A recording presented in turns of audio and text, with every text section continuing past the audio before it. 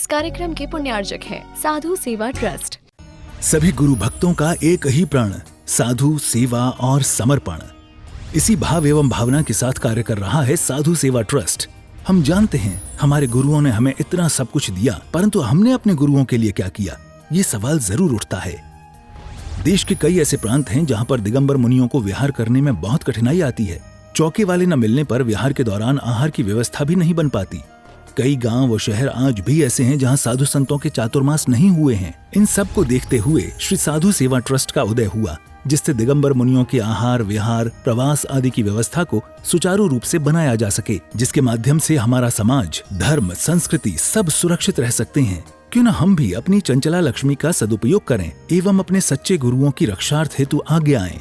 योजना: परम संरक्षक 1,11,111 रुपए, वरिष्ठ संरक्षक 51,151 रुपए, संरक्षक 31,131 रुपए, आजीवन सदस्य 21,121 रुपए, सदस्य 11,111 रुपए। खाता विवरण: account name VVSP Sadhu Seva trust, bank name HDFC bank limited, account number 50200073358170, IFSC code HDFC 0001273, trust PAN card AADTV 8567E, mail ID vvspsadhusevatrust@gmail.com।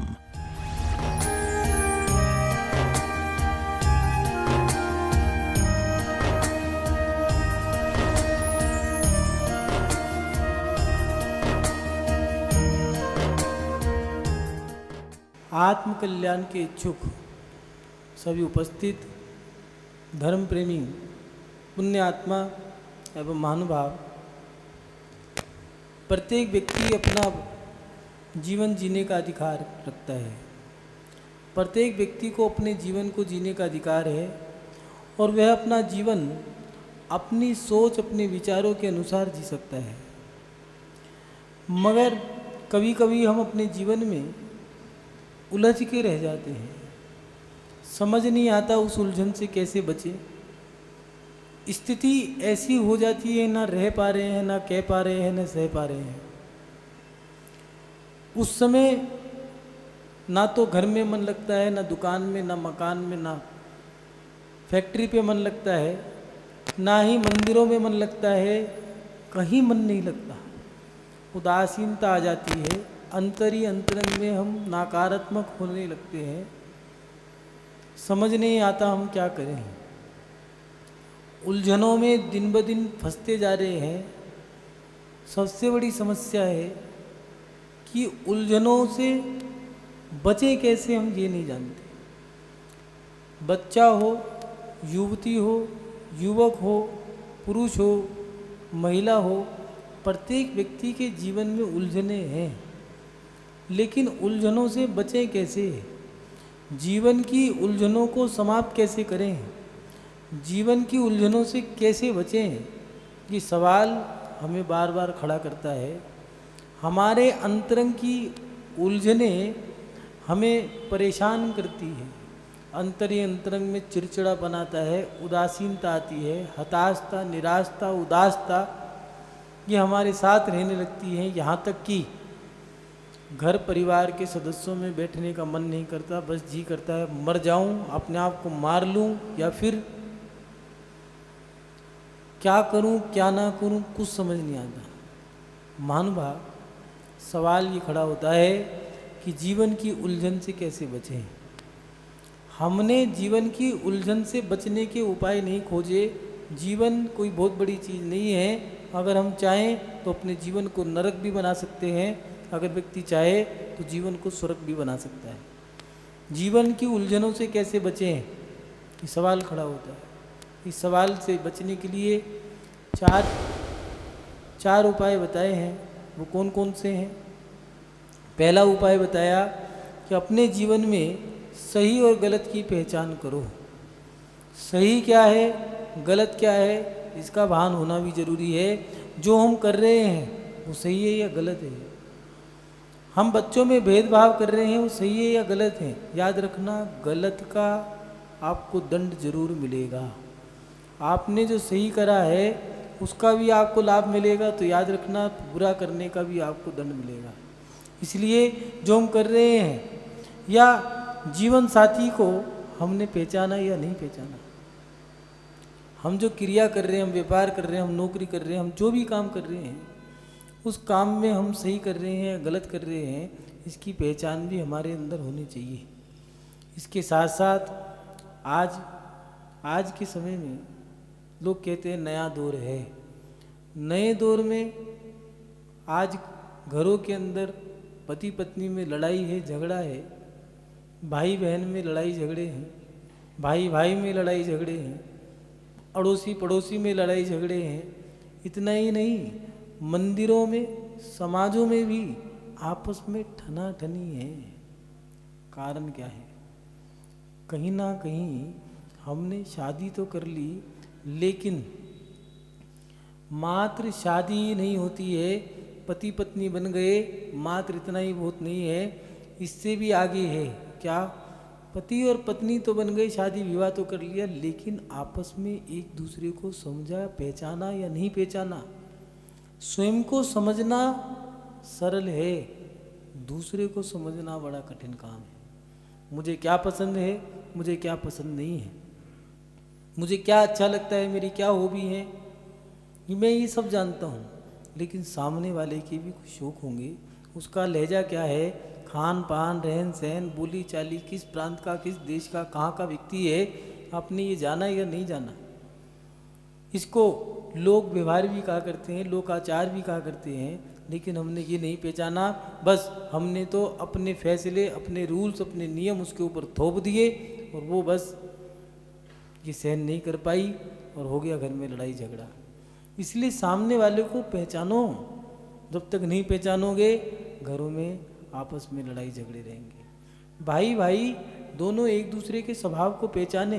कभी कभार भाषा का भी प्रभाव पड़ता है, आजा भोजन कर ले, आओ भोजन कर लो, दोनों बात एक ही है, मात्र भाषा का फर्क है, शब्दों का फर्क है। हमने उस भाषा को गलत ले लिया कि देखो भैया इसमें तो ऐठ है, अकड़ नहीं है, उसका स्वभाव ही ऐसा है, उसका कोई अहंकार नहीं है। वहाँ पर हमें ये पहचानना पड़ेगा, उसके भावों को जानो। आज हम भावों को नहीं जान रहे हैं, बस एक होड़ लेके चल रहे हैं, हमें भागना है। पूरा भारत, पूरा विश्व दौड़ रहा है, लेकिन दौड़ने में शांति नहीं है, शांति ठहराव में है। इसलिए उलझनों में हम स्वयं फंसते जा रहे हैं। हम अपने परिवार के जो सदस्य हैं उनके व्यवहार को नहीं समझ रहे। पिता डांट रहे हैं, हमें बुरा लग रहा है, लेकिन क्यों डांट रहे हैं इस पे हमने दृष्टि नहीं डाली। माता पिता ने टोका, मंदिरों में बड़े बुजुर्गों ने टोक दिया, हमें अच्छा नहीं लगा, उन्होंने टोक दिया, हमने उनको ठोक दिया, हमने भी दो चार सुना दी उनको। लेकिन याद रखो, अगर कोई बुजुर्ग तुम्हें टोक रहा है तो वो तुम्हें अपना बच्चा, अपना बेटा, अपना बेटे समान मान करके ही समझा रहा है। इसलिए उसकी बात का बुरा मत मानो, उनकी बातों को ध्यान दो। कहीं ना कहीं आप में और उसमें बहुत अंतर है, इसलिए उस अंतर को पहचानो। उनका अनुभव बोल रहा है, आप जो क्रिया कर रहे हो वो गलत होगी।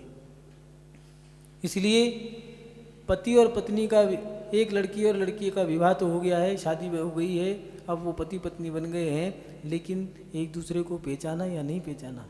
अगर नहीं पहचानोगे तो उलझन में फंस के रह जाओगे, और उलझनों में ऐसे फंसते चले जाओगे, ऐसे फंसते चले जाओगे। पहले आपस में ठनाठनी होगी, बात कमरे से बाहर गई, उसके बीच में माँ भी आ गई, तो माँ, बहू और पति 3 जने हो गए हैं। अब माँ, बेटा और बहू 3 जने लड़ने लग गए। ससुर भी आ गए, नंद भी आ गई है, और उधर से उस पत्नी का भी पक्ष आ गया। बात फैल गई, बात दब सकती थी, बात को समझ जाते तो बात दब जाती, बात दबी नहीं। अब कोर्ट कचहरी में चले गए, वो अपने घर राजी, तुम अपने घर राजी, चल रहे हैं दोनों से ठनाठनी। और फायदा क्या हुआ? खुद को तो हानि हुई, जेब भरी वकील की, उधर मजिस्ट्रेट की। जज और वकील खाते जा रहे हैं, तारीख पे तारीख, तारीख पे तारीख, तारीख पे तारीख दिए जा रहे हैं। आए जाओ, खिलाए जाओ, जाए जाओ। इसलिए अपने जीवन में पहचानो। अपने जीवन में सही और गलत की पहचान करो। एक नहीं, ऐसी बहुत सारी चीज़ें हैं जिनमें हमें सही गलत का पहचान करना पड़ेगा। महानुभाव, उलझनों से बचने के लिए दूसरा उपाय है, समय के अनुसार आपको बदलना पड़ेगा। समय परिवर्तनशील होता है। एक समय पहला काल, दूसरा काल, तृतीय काल जो भोग भूमि का रहा वो चला गया। चतुर्थ काल आया जहाँ पर 169 महापुरुषों ने जन्म लिया और वो भी चले गए। आज पंचम काल है। सहनन कमजोर हुआ है, कषाय तीर हो गई हैं, वक्त बदलता हुआ है। परिवर्तनशील समय में आपको वक्त के अनुसार बदलना पड़ेगा। पहले बुजुर्ग कहा करते हैं कि पहले इतने बड़े घूंघट हुआ करते थे, अब इतना बड़ा घूंघट निकालेगी नहीं और छोटे पे तुम रुकोगी नहीं, तो भैया लड़े जाओ आपस में। पहले मेरी माँ चक्की चलाया करती थी, तो भैया तुम्हारी माँ ने चला ली, अब नई पीढ़ी नहीं चला रही, क्या करें? फिर भी मिक्सी तो चला ही रही है। समय के अनुसार बदलना पड़ेगा। पूज्य गुरुदेव कहा करते हैं, महिला समझदार महिला वो हुआ करती है। पहले महिलाएं छत पे चूल्हा जलाया करती थी जिससे कि घर काला ना हो। तेज हवा चल जाया करती थी तो चूल्हे को जिस दिशा से हवा आ रही थी उस दिशा में चूल्हा ढक लिया करती थी। रोटी बना करके चूल्हा ढक करके नीचे चले जाया करती। ऐसे ही समय बदलने वाला, एक समय परिवर्तनशील है, समय के अनुसार बदलना होगा। जैसी हवा हो वैसा ही चलना पड़ेगा, नहीं तो आप जिस हवा में हो, हवा सामने की है और आप ऐसे आओगे तो आपकी गति रोक देगी। इसलिए वक्त बदलता हुआ है, समय के अनुसार आपको बदलना पड़ेगा। इतना भी नहीं बदलना कि तुम बदलने के बाद तुम्हारी पहचान ही खो जाए, और इतना भी नहीं कठोर बनना है कि सामने वाला तुम्हें देखकर कि भैया इसके साथ मेरा रहना बड़ा मुश्किल है। तालमेल बिठाना पड़ेगा, तब जाकर के तो ठीक चल जाएगा आपका। नहीं तो याद रखना, अगर समय के अनुसार नहीं बदलोगे तो उलझनों में फंस के रह जाओगे। वक्त, एक समय घोड़े चला करते थे, हाथी होते थे, ऊँट हुआ करते थे, बैलगाड़ी झोटा गाड़ी हुआ करती थी। अब तुम कहो मैं तो ऊँट की ही सवारी करूँगा, घोड़े की ही सवारी करूँगा, तो भैया अब जमाना ऊँट घोड़े का गया। अब तो बाइक पल्सर आ गई है, स्कूटी आ गई है, अब गाड़ी बैलगाड़ी गई। अब तो आपको इको छोटी सी छोटी गाड़ी भी खरीदनी पड़ेगी। अगर 4 पहियों पे जाना है तो आपको ये गाड़ियाँ मिल जाएंगी। आप कहो मुझे टांगा गाड़ी चाहिए, तो भैया कई जगह तो सरकार ने बैन ही लगा दिया। वक्त के अनुसार बदलना पड़ेगा। बहुत सारी चीज़ें हैं जो ख़त्म हो गई है। हम पुराना वक्त लौटा करके नहीं ला सकते। हम पुरानी सोच तो रख सकते हैं, लेकिन याद रखना पुरानी चीज़ों को लौटा करके नहीं ला सकते। जो चला गया, गुजरा हुआ कल कभी लौट के नहीं आता। कमान से निकला बाण, जवान से निकली बात, और गुजरा हुआ कल ये कभी लौट के नहीं आते हैं। जो गुजर गए।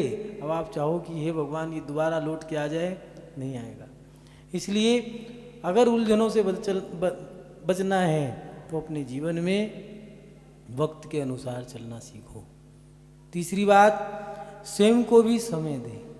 आज व्यक्ति होड़ में है, भागा दौड़ी में है, कमाने की होड़ में या खाने की होड़ में, घूमने की होड़ में, इकट्ठा करने की होड़ में है। शिखर जी की 108 यात्रा कर ली है। क्यों? होड़ है 108 यात्रा की। गुरुओं के दर्शन कर लिए हैं, लेख लिखवाना है। क्यों? क्योंकि होड़ है गुरुओं के दर्शन करने की भी। होड़ में मत जियो, अपने जीवन में स्वयं के लिए समय दो। आज व्यक्ति स्वयं को समय नहीं दे पा रहा, परेशान है। पहले एक कुर्सी आया करती थी, आपको याद हो, कुर्सी हुआ करती थी, पीछे की तरफ झुकी हुआ करती थी, उस पर बैठ जाओ तो हिलती रहती थी। वो आपने देखा होगा पिक्चरों में, ऑफिस स्कूलों के ऑफिस रूम में, प्रिंसिपल रूम में वो कुर्सी अलग से रखी हुआ करती थी। जब व्यक्ति थक जाया करता था, मानसिक रूप से थक जाया करता था, तो उस कुर्सी पे बैठ जाया करता था। बैठने के बाद कुर्सी अपने आप हिसकोले खाती थी, आंख बंद करके चिंतन किया करता था, अपने आप को समय देता था। कमरा बंद कर लिया, शांति से बैठा है, उलझनों में जो घूम रहा था, देखता था मेरी गलती कहाँ है, हिसाब लगाता था, ताने बाने को फैलाता था कि मैंने कितना खोया, कितना पाया, कितना किया, कितना नहीं किया, क्या करना था, क्या नहीं करना था। जब सारा गणित फैला लेता है, हिसाब निकल के आता है, गलती मेरी थी, मुझे झुक जाना चाहिए था। और जब झुक जाता है तो वो उलझने सब खत्म हो जाती हैं। इसलिए अपने आप को थोड़ा समय दो। आज व्यक्ति कमा रहा है, एक घर में पति भी कमा रहा है, पत्नी भी कमा रही है, सास और ससुर दोनों कमा रहे हैं, बच्चों को पढ़ाई भी कमाने के लिए करा रहे हैं, बीटेक, एमटेक, सीए, बड़े बड़े मैनेजमेंट कोर्स सिखा रहे हैं। किस लिए? कि ये भी बड़े होकर के कमाएं, और कमा भी रहे हैं। लेकिन क्या पैसा ही सब कुछ है?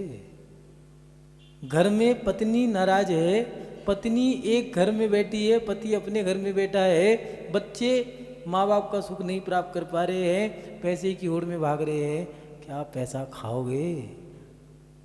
अरे जहाँ पर प्यार की दो बातें बोलने वाले भी नहीं हैं, तोतली भाषा में दो शब्द बोलने वाला कोई नहीं है, वहाँ की तो रोटियाँ भी फीकी लगती हैं। इसलिए अपने जीवन में अगर सुख चाहते हो, उलझनों से बचना चाहते हो, तो अपने आप को थोड़ा समय दो।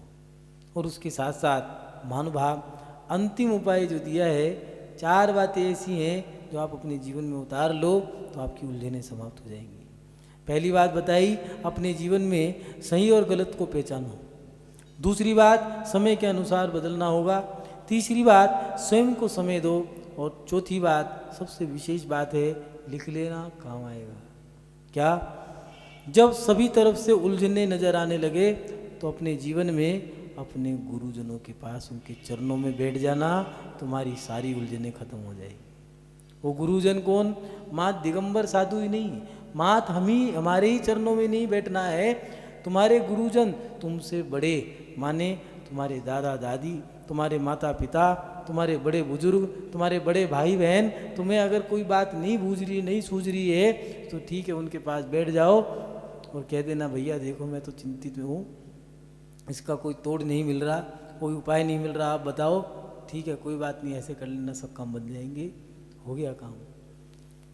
जीवन में छोटे बनने में कभी हानि नहीं है। बड़े बनने के बाद एक वो कहावत है, छोटे बनोगे दूध मिलाई मिलेगी, छोटे बनोगे खाने को दूध मिलाई मिलेगी, टपलू पपलू नाम रख देंगे, लड्डू गोल गोल खाने को मिलेंगे। बड़े हो जाओगे, अपने आप को बड़े मानोगे, तो याद रखना, खाने को टिक्कड़ मिलेगी, उसके ऊपर से घी भी हटा लेंगे। मुखिया सो दुखिया, दुखिया सो मुखिया।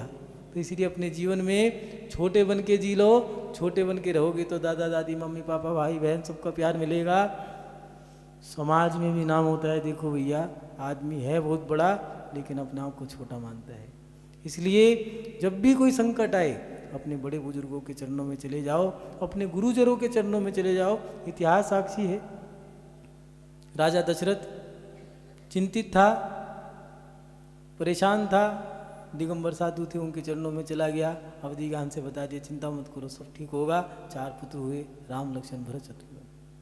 इसके साथ साथ इतिहास साक्षी है, जब भी कोई संकट में फंसा, चाहे मैना सुंदरी कोटि भट्ट श्रीपाल हो, गुरु के पास चली गई, मेरे साथ ऐसे ऐसे हुआ, आप मेरे संकट को दूर करो। कहा चिंता मत करो, घबराने की कोई बात नहीं है, भगवान की भक्ति करो, शीत चक्र का विधान करो, सब संकट दूर हो जाएंगे। कोड़ीपति कामदेव बन गया। महानुभाव, लोग रावण की निंदा करते हैं, लेकिन रावण की एक प्रशंसनीय बात है, जब भी कोई संकट आया, सभा को बिठाया, अपनी माँ के पास जाया करता था और कहा करता था, विभीषण ने साथ छोड़ दिया, फिर भी कहा, माँ देखो विभीषण ने मेरे साथ ऐसा कर दिया, गलत बात है। इसलिए जब भी कोई गलत हो, कभी भी उलझनों में फंस जाओ, अपने से बड़े के चरणों में चले जाना, आपकी उलझनें खत्म हो जाएंगी। और आदमी उलझनों में फंसता कब है? जब व्यक्ति अपने आप को बड़ा मानने लगता है, तब वो उलझनों में फंसने लगता है। उलझनों में फंसने का कारण ही यही है, जब व्यक्ति अपनी मनमर्जी का करने लगता है, तो वो उलझनों में फंसने लगता है। आज नौजवान पीढ़ी, नए बच्चे, युवा युवतियां उलझनों में क्यों हैं? दिमाग खराब क्यों है? टेंशनें क्यों हैं? क्योंकि हम अपने आप को ही सब कुछ मानने लग गए। हम पढ़ नहीं रहे, हम अपने आप को बड़ा मानने लग गए हैं। 2 पन्ने किताबों के क्या पढ़ लिए, हम बन गए फन्ने खां। अगर बड़े से बड़े पढ़े लिखे व्यक्ति से अनपढ़ आदमी पूछ ले, भैया 19 निम्मा कितने होते हैं बता दो, तो जो सीए पढ़े हुए हैं उंगली पे हिसाब नहीं लगा पाएंगे, कैलकुलेटर चाहिए, और वो अनपढ़ आदमी करोड़ों का हिसाब उंगली पे लगा दिया करते थे। महत्व किताबी अक्षरों का नहीं है। किताबी कीड़े बहुत हुए जो किताबों को पढ़ करके मर गए, लेकिन ऐसे भी लोग हुए हैं जिन्होंने किताबें नहीं पढ़ी, मात्र माता पिता के और गुरु के आशीर्वाद से आज वो लोगों की दुआएं ले रहे हैं, आसमान पे बैठे हैं, फर्श से अर्श की ओर बैठ गए हैं। महानुभाव, हम अपनी उलझनों को अपने आप ही बढ़ाते हैं। हमारी उलझनें बढ़ाने वाला कोई व्यक्ति नहीं है। अगर हम चाहें तो अपनी उलझनें घटा सकते हैं, हम चाहें तो अपनी उलझनें बढ़ा सकते हैं। आज व्यक्ति बढ़िया से बढ़िया करना चाहता है। वो चाहता है कि मैं बढ़िया से बढ़िया, बढ़िया से बढ़िया, good and good and good ही करके दिखाऊं। लेकिन याद रखना, 100% कोई भी अच्छा नहीं कर पाया। चाहे वो आदिनाथ भगवान से लेके महावीर भगवान ही क्यों ना हो। आदिनाथ भगवान भी अपने मारीची पड़पौत्र को नहीं समझा पाए। महावीर भगवान भी महात्मा बुद्ध को सुधार नहीं पाए। 100% कोई व्यक्ति नहीं कर सकता। इसलिए अपने जीवन में हमेशा ये सूत्र लगा के रखना, हार के बाद जीत है और जीत के बाद हार है। और जीवन वो होता है जहाँ हार और जीत दोनों होती हैं। अगर हार ही हार होगी तो वो जीवन बर्बाद हो जाएगा, और जीत ही जीत होगी तो याद रखना रावण की तरह अहंकार आ जाएगा। और जहाँ हार और जीत होगी तो राम मर्यादा पुरुषोत्तम रामचंद्र थे, लेकिन हार जीत सहन करना जानते थे, इसलिए भगवान श्री रामचंद्र बन गए। इसलिए अपने जीवन में उलझनों को घटाने का प्रयास करो, सोच बड़ी रखो। आज व्यक्ति की सोच वो नहीं है जितनी होनी चाहिए। एक घर में पति पत्नी की सालगिरह थी, और सालगिरह के दिन पकवान बनाए थे पत्नी ने। पत्नी ने जब वो पकवान खाने शुरू किए तो देखा छोले में नमक नहीं था। दूसरी सब्जी बनाई तो उसमें नमक इतना था जिसकी कोई हद नहीं। एक मीठा बनाया, खीर में मीठा नहीं था, और मालपुए बनाए तो वो बिल्कुल सीरा। अब करूं क्या, कोई बात नहीं, गुस्सा आया, लात मार के चल दिया। बहुत समझाया अपने आप को, थाली ठुकरा के चल दिया। पत्नी को कुछ नहीं डांटा, कुछ नहीं कहा कि सालगिरह है, क्या कहूँ। ऑफिस में गया, सारा गुस्सा ऑफिस में जाकर के किसी नौकर पे उतार दिया, मालिक ने डांट दिया। वहाँ से भी आधी छुट्टी लेकर के आ गया। जब घर में आने लगा तो उससे पहले घटना घटी। घर पे एक भिखारी आया, और भिखारी आके कहने लगा, बेटा भगवान के नाम पे कुछ दे दे, आज मेरा जन्मदिन है, आज मेरे बेटे का जन्मदिन है, आज कुछ खाने को दे दे, कुछ नहीं खाया मैंने 2 दिन से। उसने कहा हमारी भी सालगिरह है, इसका भी बेटे का जन्मदिन है, और ये भी भूखा है। जो भोजन बचा था, उनने कहा पति ने तो खाया नहीं है, मैं कैसे खाऊं। वैसे ऐसा होता नहीं है, महिलाएं कभी ऐसा करती नहीं है। लेकिन ये कहानी का एक चैप्टर था, मैं पढ़ रहा था, आश्चर्य तो हुआ कि महिला ने ऐसा कर दिया कि खुद भूखी रह गई। नहीं तो ऐसा होता कि गुस्से में तुम जाओ, अपना काम तो ये तुम जो बचा वो भी खा गई। लेकिन उसने कहा कि मैं तो नहीं खानी, सारा उठा करके भिखारी को दे दिया। भिखारी ने देखा छोले में नमक नहीं था, दूसरी सब्जी में बिल्कुल नमक भर दिया था। नई नवेली थी, पढ़ी लिखी थी, तो खूब दुनिया भर की डिग्रियां थी उसके पास, लेकिन भोजन बनाने की अकल नहीं थी। और जो दूसरा व्यक्ति युवा था, उसमें भी इतनी अकल नहीं थी क्या करना चाहिए। भिखारी भोजन कर रहा था, वो युवा आया, उसने देखा ये क्या, ये तो मेरी थाली थी। देखा, उसने समझ गया, पत्नी ने गुस्से में ये थाली इसको दे दी। उनने क्या किया, खीर में मालपुआ मिला लिया, छोले को दूसरी सब्जी में मिला करके गड़बड़ करके खा गया। कहने लगा बेटा जीते रहो, रोज ऐसे ही पकवान बनाया करो। मानवा, क्या ऐसी बुद्धि हमारे अंदर नहीं आ सकती। उलझनों में फंसा हुआ व्यक्ति बुद्धि का काम नहीं ले सकता, बुद्धि से काम नहीं ले सकता। क्यों? क्योंकि उलझने हमारी बुद्धि को नाश कर देती है। इसलिए अपने जीवन में उलझनों को मत बढ़ाओ, अपनी उलझनों को स्वयं खत्म करो।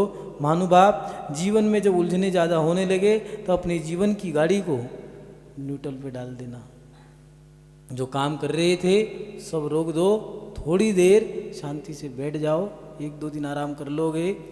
लोग यात्राओं पे क्यों जाते हैं? बड़े बड़े पहाड़ों पे चढ़ने के लिए क्यों जाते हैं? इसलिए नहीं यात्रा करने जाते हो। यात्रा में 100 में से 10 ही या 2 ही लोग ऐसे होते हैं जो यात्रा करने जाते हैं, बाकी लोग तो न्यूट्रल होने जाते हैं कि भैया थक गए, दुकान का लोड बहुत हो गया, थोड़ी सी शांति मनाने के लिए कहीं पहाड़ पे घूमने चलो।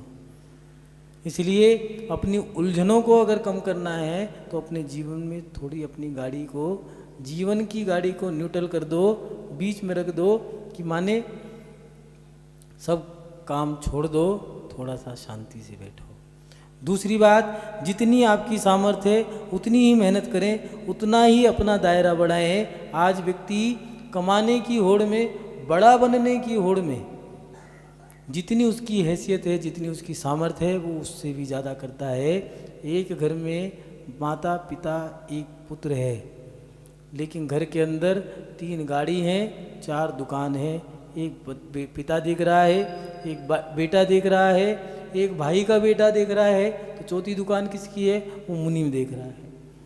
इसलिए जितना तुम्हारा दायरा है उतना ही करो, ज़्यादा भी अपने हाथ मत फंसारो। पहले लोग कहा करते थे जितनी चद्दर है उतनी ही पैर पसारो, चद्दर से पैर बाहर निकल जाएंगे भैया। ज़्यादा बड़ी चद्दर भी मत करो और पैरों को भी उतना ही पसारो जितनी बड़ी चद्दर है। महानुभाव, आज व्यक्ति उलझनों में इसलिए है कि लोगों ने अपनी हैसियत से, अगर दूसरी भाषा में कहे, अपनी औकात से ज़्यादा बड़े सपने देखने शुरू कर दिए हैं। इसलिए लोग अपनी उलझनों को बढ़ाते जा रहे हैं। अगर हमारी सामर्थ्य बीटेक करने की है तो आप MBBS की पढ़ाई मत करो। बच्चों को माता पिता भी वही सपने दिखा रहे हैं कि मेरा सपना डॉक्टर बनने का था, तुम भी डॉक्टर बनो, जबकि उसकी हैसियत मात्र कॉलेज पूरा करने की ही है। कैपेसिटी नहीं है इतनी, लेकिन सपने उसको पूरे कराने की जिद है। मेरा सपना है IIT से सॉफ्टवेयर इंजीनियर बनना है आपको। क्यों? तुम्हारा नौकर नहीं हो, तुम्हारा बेटा है। आप अपनी उलझनों को उसके असर पे मत डालो, अपनी उलझनों के कारण उसकी उलझनें मत बढ़ाओ। महानुभाव, अपनी जितनी आपकी सामर्थ्य है उतनी मेहनत करो, उतना ही दायरा बढ़ाओ। उसके साथ साथ अपने जीवन में होड़ में मत जियो, अपने जीवन में मात्र अपने लिए जियो। इस कार्यक्रम के पुण्यार्चक थे साधु सेवा ट्रस्ट।